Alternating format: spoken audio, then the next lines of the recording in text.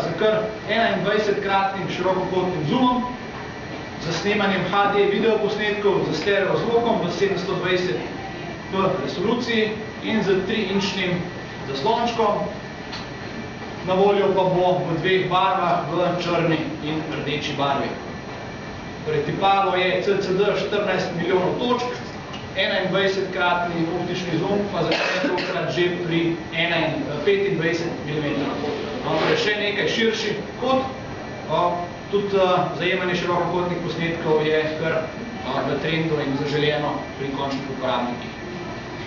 Kot omenjeno 3-inčni ekranček z zelo dobro resolucijo, priporočena malo prodajna cena v trgovinah 269 evrov.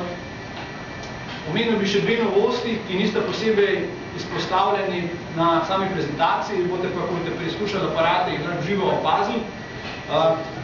To ima lahko en 130.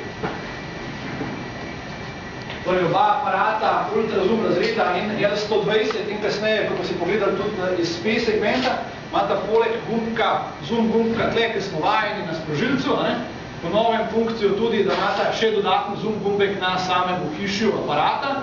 Pomeni, večina uporabnikov tudi ne fotografira samo odkole, ampak za stabilizacijo aparata sploh pretele goriščnica ga stabilizira z roko tako, tudi med samim snemanjem filma, naprimer, in je precej uporabno, če lahko pri stabilizaciji aparata z dlanjo, s palcem enostavno krmilimo ta zoom tle na robu in je pri tem veliko manj stresenih posnetkov, kot če moramo to početi z kazalcem na sprožilcu. Goriščnice pa seveda lahko spreminjamo tudi med snemanjem filma. Tako da to je novost, ki je tako na obeh ultrazoom aparatih vključena in L120 in P500.